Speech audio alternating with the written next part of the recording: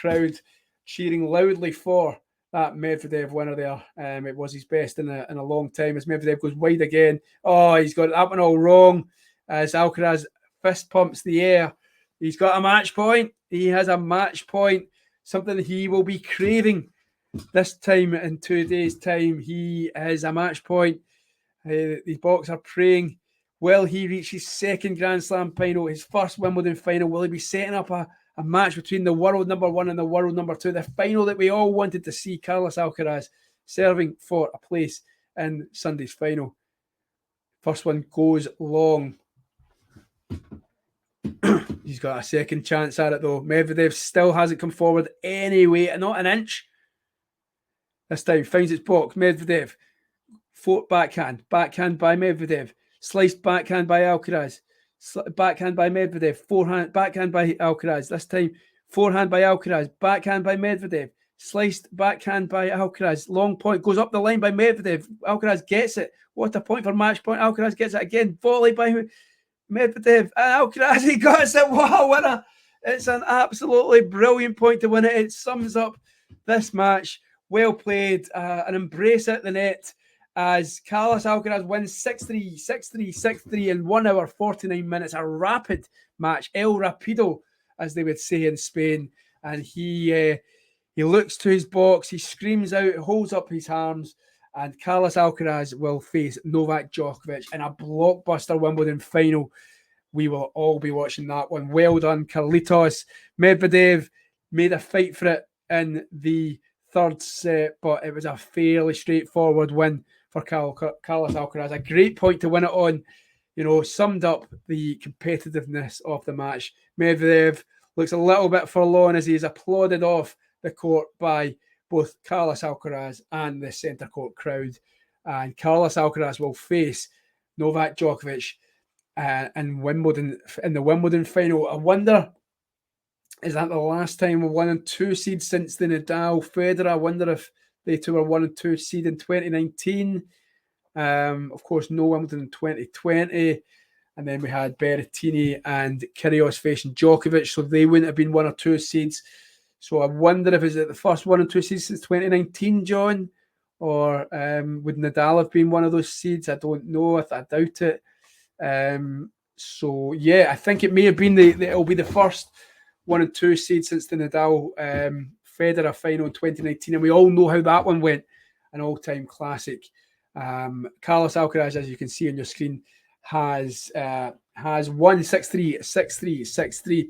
And we will be joined very, very shortly by Vanch and Srihari to talk about today's action and get their thoughts on Sunday's final. I can see Vanch. How are we doing, Vanch? Good, Tom. Nice to meet you. I don't think we've actually done one of these before. So no, we've exchanged text messages and follows on Twitter, but yes, we haven't actually met, even virtually. So good to talk to you. What's your thoughts straight after that one then? As we wait on Srihari, how did you take that one in? Enjoy it? I mean, it was quite a in terms of the result itself, it's not shocking that Alcaraz was able to problem solve and find his way past the style of opponent that Medvedev is. But I guess just the fashion that he did it and the way that he was able to display the all-court prowess that he has on grass, and just how well he returned in this match. It's just crazy how Medvedev's return position so far behind the baseline. Obviously, Alcaraz has a million different options to exploit that on the next shot. And the times where we did see Medvedev actually adjust, Alcaraz was able to use his power and keep Medvedev stranded behind the baseline there as well. So it was very telling in a sense, because I felt like this match would be closer and maybe Medvedev would get more purchase out of his serve. Maybe he could do some redirection things with his backhand, and tactically maybe he might give himself a little bit more of an opportunity. But the way this match unfolded, even though Medvedev was able to break Alcaraz twice in that third set, it just wasn't enough, and Alcaraz just had all the answers, and it's just amazing to think that these two played each other 2 years ago, and in the second round of Wimbledon, and it was completely totally different story. Well, it just shows you that the progression and how far this kid has come along. Did it surprise you then?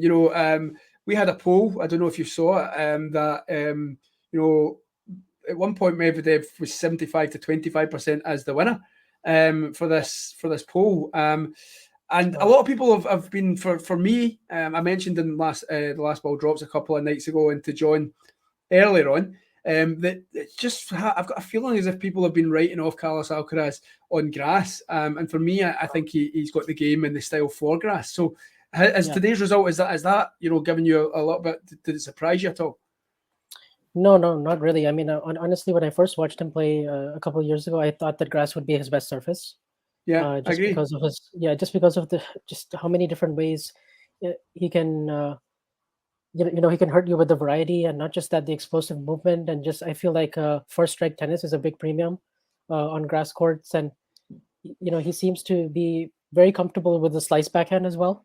Yeah, and these are all just things that a lot of the field is not very comfortable yet on grass, and you look for all court players, and I just felt like it doesn't matter what surface, he's just going to be winning multiple big titles, and I have no doubt that he's going to win Wimbledon. If not on Sunday, then at least in the near future, and he'll win more than one Wimbledon title for sure. Yeah, well, that's funny you say that. That was going to be one of my next questions, because I asked in the comments earlier on, despite what happens on Sunday, and he's playing, one of the greatest grass court players of all time, so it might not happen for him on Sunday. But I think what we've seen from Queens and from this run, that we're actually watching a future Wimbledon champion, and probably a future guy who's going to dominate Wimbledon, much like Djokovic and then Federer before him. In terms of and we maybe wait for Strahari, but in terms of the Medvedev was coming back in a little bit, and I felt like he was. I said it a couple of times in commentary. He was guessing that Alcaraz was going to go wide most times, and he was trying to just second guess it, and it was almost getting done before Alcaraz had tossed the ball. I wonder just in terms of serving it wide, I do find that Alcaraz does that quite a lot and doesn't kind of mix it up in terms of going down the tee. He also served and volleyed a lot today. I missed the first set, Vance, so I didn't see how much he'd been serving and volleying in the first set. However, quite early into the second set, I saw that in one game he won it to love, and he'd served all 4 points as a serve volley, even on a second serve, which I didn't think he was going to do. Did you notice that because obviously Medvedev's or how other players have managed to get in under Medvedev's skin with the serve volley? Did you notice that he'd been doing it a little bit more? Yeah, I definitely think right from the first game, his go-to was serve out wide, find a first ball forehand, whatever that is, on the drop volley, on the volley to the open court, or on the +1 drop shot. So that was always the go-to, especially on the deuce side. I felt like on the ad side, he was mixing his locations a little bit more. We've seen in this tournament, especially when he's down break point, a lot of the times, I think ESPN actually had a graphic, and I think he won. I think 60% of the times he was down break point. Actually, it was 71% of the time he was down break point. He went body serve, and that usually checks out, because I saw that a lot against Jari and Berrettini, especially who have huge serves and huge forehands. And that's kind of the thing, is that Medvedev's return, I feel like on Alcaraz's return, Medvedev's serve was getting neutralized very easily, because if Alcaraz is winning the unreturned serves battle on a court like this, then Medvedev is in deep trouble, because he wants to be winning quick points off his serve as much as he can, because I still just don't think on a surface that's not hard court yet, I don't think Medvedev has enough offense right now to particularly bother Carlitos and rush him in a certain way. I think Brad Gilbert was on the commentary. He described Medvedev's backcourt game as eclectic, and that makes sense. Okay. It definitely works against a lot of the best players, and just the wall-like defense, and then also just the sneaky ability to be offensive when he needs to be. But Alcaraz just doesn't give you that time, and every single time that Medvedev had anything short, Alcaraz was just all over it. A few of the times he missed badly, actually, quite a lot in the third set. But I think that was just pressure of the finish line. It was more just the scoreboard pressure that Medvedev was putting on him, rather than a tactical error. So And Damien there obviously mentions a couple of points on Damien's tweet there. First of all, he's talked about truly special performances in the second paragraph there. Would you agree? Would you say that Alcaraz's performance today has been one you would class as truly special? Yes, I think so. Given the stage, given the moment, given what was on the line, knowing that he's facing Djokovic next. And it's kind of like, we've seen this in the past, kind of in the Big Three era, right? Where you had like the 2019 Australian Open comes to my mind, when we saw, for example, Nadal just destroy Tsitsipas 2-4-0. And then Djokovic was like, right, you think that was cool, mate? I'm going to show you. And then he destroys Pui with an even better score line. And it's like, now now it's like, oh, we're set for this blockbuster. It's going to be a 5-set thriller. And, it doesn't always pan out that way, but because, it's just a totally different matchup and the stakes are just entirely different in the final. But it does kind of feel like that when it comes to these two. And I noticed that at Roland Garros as well. I think that one could have gone even better, could have even been a more breathtaking performance than this had he closed that third set out earlier against Tsitsipas. Because I remember in that one as well, he was up like 5-1, 5-2, and that time he actually really felt the pressure of time. And then in terms of Daniil Medvedev, I was making the point, of course, he won the US Open 2 years ago now, 2021. He was obviously 2 sets up in Melbourne, the very next slam, and one of the all-time great finals. Where will he be in terms of his game? In terms of, you would have thought that he's won that in 2021 at the US Open and thought, I'm going to add more slams now. I've got that monkey off my back, and I'm now going to start building momentum, and I'm going to be one of the main players on tour. We're now 2 years down the line. He hasn't now for various reasons. Of course, didn't play Wimbledon last year. He's had a very kind of iffy Grand Slam year. This year, in terms of, Oz, early in the French, he's done well at the Masters, so it's been an up and down year for Medvedev. But where does he go now, and where does he think that he is in terms of the game's hierarchy? Yeah, I think third best player sounds right, just because he did win Miami, he won Rome, he won 3 other titles along the way, and his win-loss record is very good, a healthy 46-9 on the year. And will he be happy with that though? Of course not. Yeah, no. I think ultimately he wants to start doing better in the slams. So I think just getting to the semis here was a good result. I think getting out of the Eubanks match as well. In terms of this match in particular, he's really facing an uphill battle. Much like Stefanos Tsitsipas, much like Zverev, Berrettini, players of that generation, when they come up against Alcaraz, they're realizing that Alcaraz has that aura. They're the older generation now, aren't they? They're the older generation. They were supposed to be the one winning slams and winning the biggest titles and challenging Djokovic, but actually this guy has just leapfrogged all of them now. And I wonder if they maybe start the fight. That because Alcaraz is so complete, like the 2 best players on hard court, I still say Djokovic Alcaraz. The 2 best players on a clay court right now without Rafa, Djokovic Alcaraz. 3 best players on grass, it's the same thing. So I feel like, regardless of surface, we're kind of seeing the same outcomes. Shrahari, how you doing? Hey Tom, nice to see you. I don't think I've spoken to you before. No, we haven't. So it's very good to kind of finally put a face to the name. Likewise. What about your thoughts then? Nice to see you, Vanch. I don't think I've done the show with you before, or it's been a long time. Yeah, it's been a while. I see you're rocking the San Diego shirt. Great to see that. Yeah. Just never thought of it. But what's your thoughts on that? I agree with a lot of what both of you were saying. I mean, Alcaraz, I always thought was better than Medvedev. I mean, this match was just testament to that.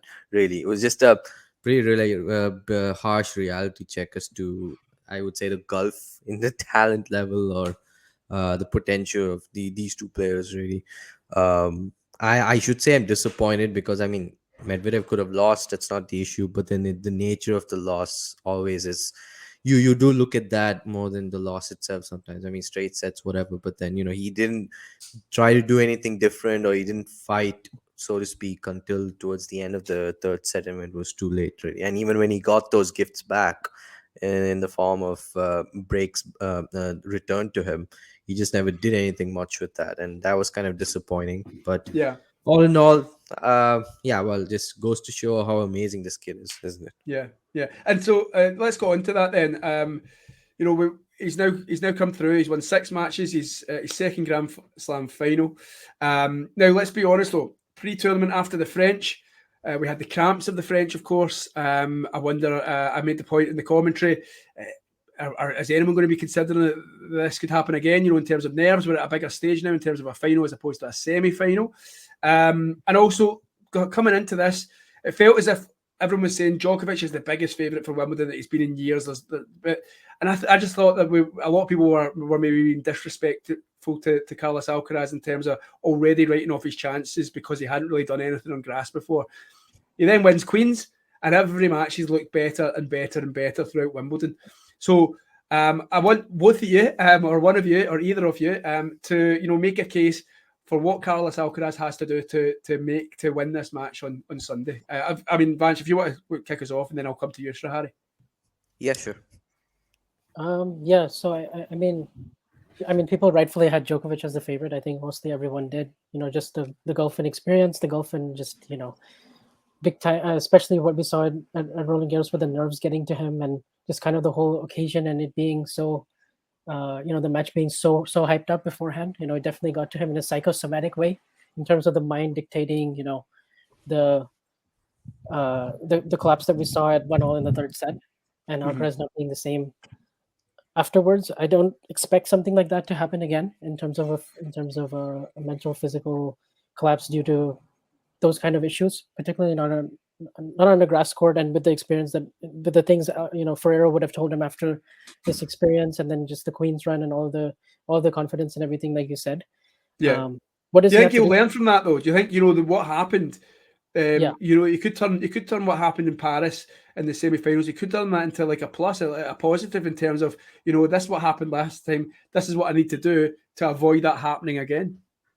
Yeah, I think so. I think he was just very, very excited, and adrenaline was pumping through the roof in that match, and obviously it got incredibly physical, and I just don't think he relaxed, and he wasn't enjoying it. And I think that Alcaraz plays his best tennis when he's loose, when he's free. He started slow, didn't he? I mean, it was Djokovic from the off in the first set, and I think that just kind of, he was like, because he likes, like you said earlier on, Alcaraz likes to start quickly, he likes to break early, he likes to be on top and make others chase him, but he was doing the chasing against Novak Djokovic, wasn't he?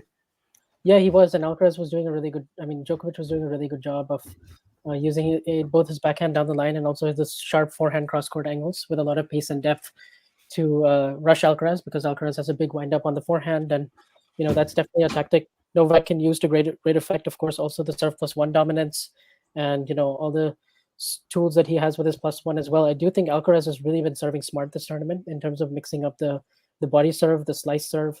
I think he's going to need to have all of that firing as well, including the body serves, where he can really, maybe give Djokovic a different look and go for those 130s, right at his body.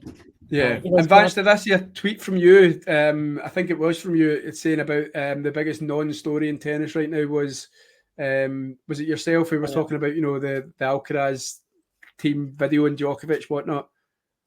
Was that yourself? Yeah. Yes. So I think it turned out that there was actually nothing. It wasn't even his team, was it? It was a friend of the family or something like that. So, okay. But I just didn't think it was very newsworthy, because I thought that just happened all the time, and we've seen. It's not like there's no footage of Djokovic available to play tennis. It might have been the Serbian media, trying to, cause a stir. What about Srihari then? Was it yourself, Nick, and you were playing out for this game in the tennis fantasy? Is that right? Yeah, it was, and I think Nick has won now. I think Alcaraz beating Medvedev. It was between me and him, and it was this semi-final that was going to decide who was winning the bracket. And as it turns out, it's Nick. I do admit I went pretty bold on Medvedev making the final, beating Alcaraz, but yeah, well, we all saw what happened, and if anything, what happened at Indian Wells was just accentuated more here, and it felt like the match got over really quickly, considering the nature of the surface. But yeah, I mean, coming back to what Alcaraz, needs to do if he wants to beat Djokovic, the first thing that he would want to do is believe that he can beat Djokovic. We know he can. He does, and like he mentioned in the post-match interview. Second thing is, matchup wise, I'm pretty sure he can take it to Novak. We saw that at RG. We saw that in their Madrid semifinal a year ago. And you would say that until Alcaraz cramped or whatever happened with him, in the third, at the beginning of the third set, it was a pretty evenly contested match, and I would even argue that Alcaraz had the momentum. Wouldn't you say, Vanch? Yeah, he definitely had the momentum in terms of winning the second set. Yeah. And so the thing for him is he would like the fact that, well, he gets another chance. Like, sure, that was the whole weight of the occasion and the matchup got to him, and well, in the that you're gonna experience that at some point. We know what happened with Novak is I think it was his second semi-final in Wimbledon against Nadal. Something similar happened. He retired after the third set. Probably has to do with the fact that he played a long five setter against Baghdadis in the quarterfinal, but still, Right. it happens. We've seen Novak also retire mid-match, just between or during these pretty big matches at slams. Just drawing a comparison between 20-year-old Alcaraz and 20-year-old Djokovic. Not to say that Alcaraz is at his level yet, because people do get angry when you make some sort of parallels between Alcaraz Yeah. and younger versions of the big three. I just don't get why.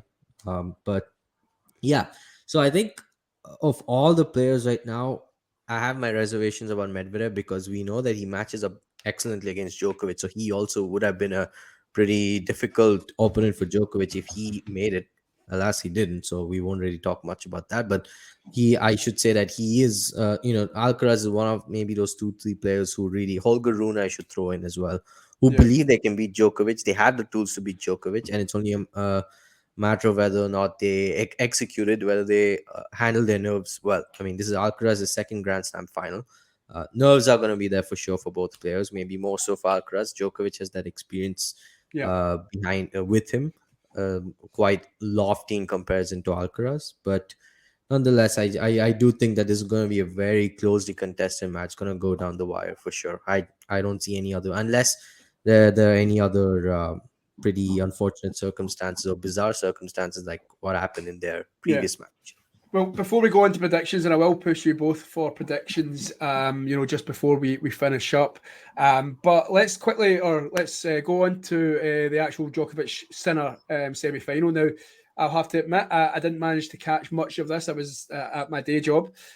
So I just wanted to gauge your thoughts. I believe Sinner had a couple of set points in set 3. But where was this match won and lost? Sinner, I think we saw a quote Sinner saying that he thought he actually played better this year, believe it or not, or had more of a chance this year than last year, even though he'd won the first 2 sets last year.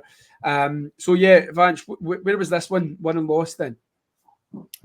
Well, I think it was interesting because in the first game itself, it was actually Djokovic who was missing a lot of first serves and was a little bit tight in the first game of the match. I mean, still very early doors, but Sinner had a couple of break points and he didn't manage to capitalize on those. And I felt like once Djokovic held in that game, he just loosened up and got a lot more freer, and really started doing a lot of damage when it came to his baseline game in terms of absorbing Sinner's power that the Italian was throwing at him and just redirecting it masterfully. We saw the backhand down the line. We saw the forehand really push Sinner, move him around the court. And Sinner is a good mover in terms of his defense. He can slide well on grass, and he's he's more dynamic, I would say, than a lot of players out here. But Djokovic did such a good job of forcing a lot of errors from him and making Sinner feel like he has to press extra on several forehands. Yeah. And so we saw a lot of forehands where Sinner was actually in decent position, but he was shanking them wide, especially cross court. Just because he wasn't able to get the timing right, or he felt like he just had to go a little bit too much for the sideline. And it's actually what happened in the set one of the set points as well in the third set. Yeah. And then I thought I do want to give Sinner some credit in the third set, because I do feel like he did very well to get out of that love 40 game, especially at 1-1, and then to get those 2 set points. I felt like he was starting to do more damage on his second serve return. Asked him more questions of Djokovic, and just his overwhelming pace and power of both wings was making him stay in this match actually until the tiebreak. And he even had a 2-love lead in the tiebreak itself, but a couple of crucial errors in big moments. Djokovic remaining extremely error-free, playing high margin aggression like he usually does in tiebreaks. I think he's won his last 12 tiebreaks. So I felt like once it went to a tiebreak, I knew that Djokovic was probably going to take this in straight sets. Yeah. And I think Sinner certainly had the right to believe that he had a good chance this time around. Just given that he'd won the first 2 sets last year against Djokovic. I don't actually think it was a super close match, just because the last 3 sets, once Djokovic kind of found his footing, he won the last 3 sets very relatively comfortably. Yeah. But I just think it was slim margins. I think in the third set especially, and but I just think Novak just has too much in terms of variety that Yeah. Sinner is still working on right now, and I like that he's working on it, and I like all the changes that he's doing in Yeah. terms of adding things to his Um, skill set that need to be added. But I just don't think he was quite ready this time around.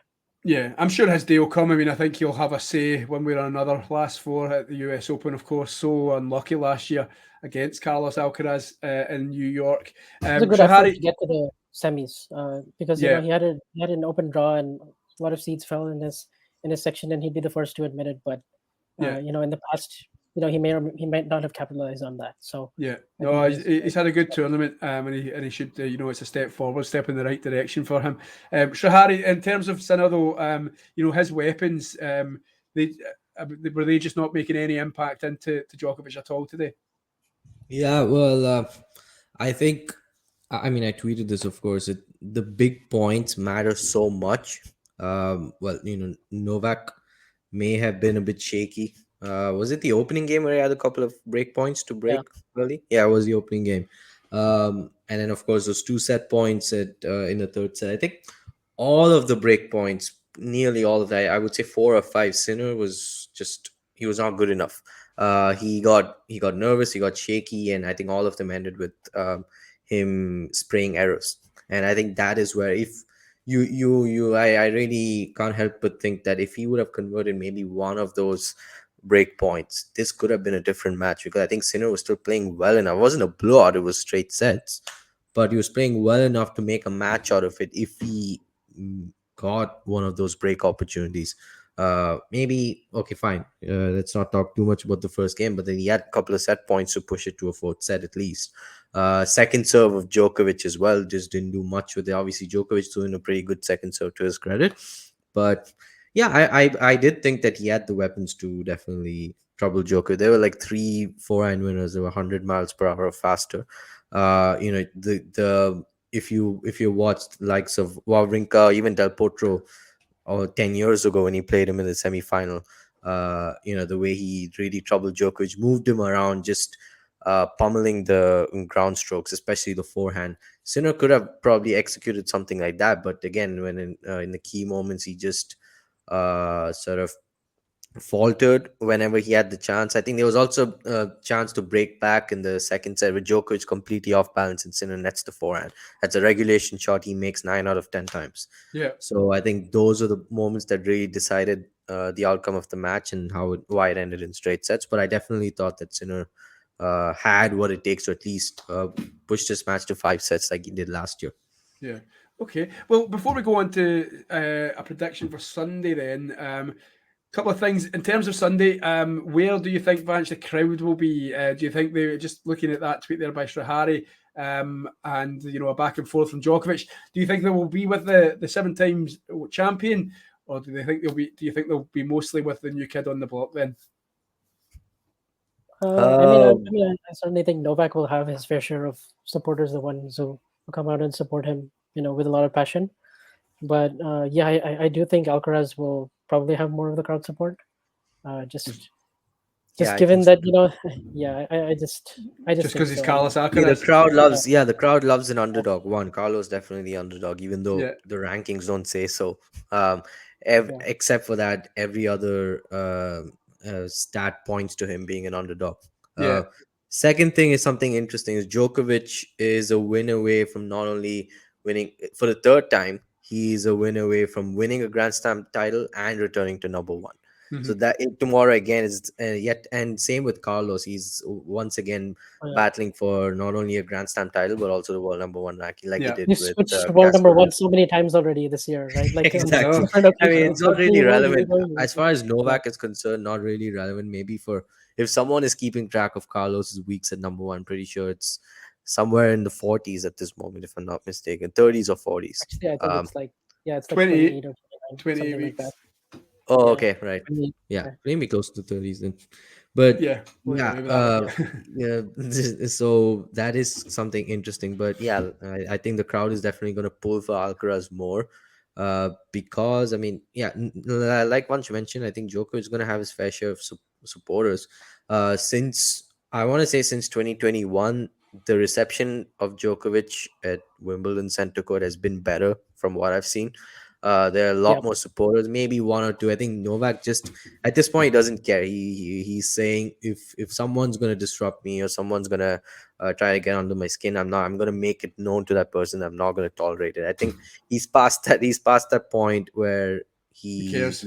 he wonders what the media is going to think of it, what the headlines are going to be like. I don't think he cares. I mean, he's probably made peace with the fact that there are going to be misleading headlines, there are going to be people sort of criticizing him for it.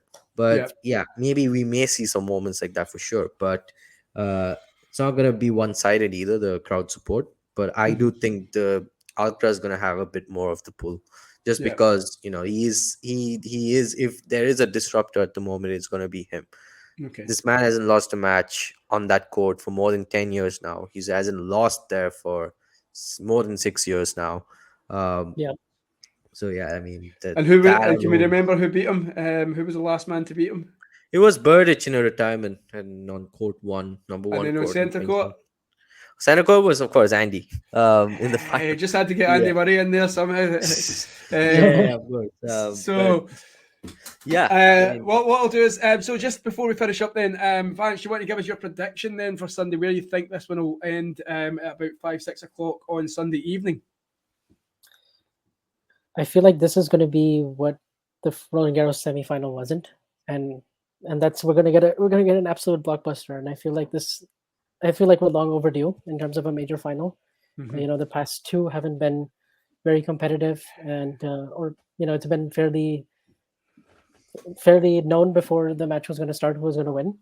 I do feel like with everything Alcaraz has got and just the growth that he's done mentally in the last 1 month, and just their paths leading up to this point and how their games match up against each other, and the weapons that they have, I do feel like this will go 5 sets.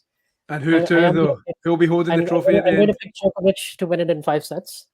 Djokovic to win it in 5. Yeah, Djokovic in So 5. Harry, Yeah. you're saying the same? Did you say? Yes, I want to say Djokovic in 5 as well. Djokovic in 5. It's Okay, been a long time since Djokovic played. Actually, not that feels like that. It's been more than 2 years, not a long time since Novak played a 5-setter at a Slam final. It's been more than a year since he's played a 5-setter. Period. The last player to take into 5 sets being Yannick Sinner himself. Huge Novak fan, of course, but at the same time, it is more fun. It's easy to say this before/after the match. Of course, you want your guy to win it in the most straightforward manner possible when he's playing.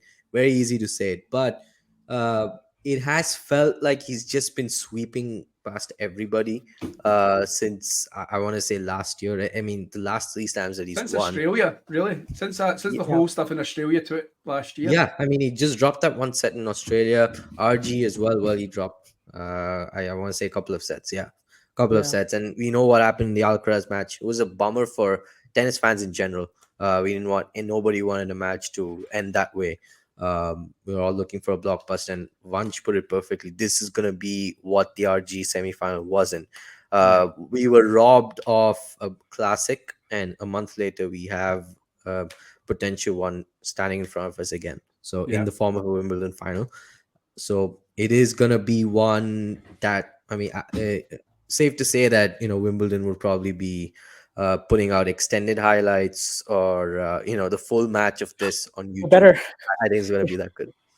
Brilliant. Well, what a way to finish then. Vance, Harry, it's been an absolute joy and a pleasure to gauge your thoughts on what has been quite a telling day in tennis, and it's set us up for Sunday.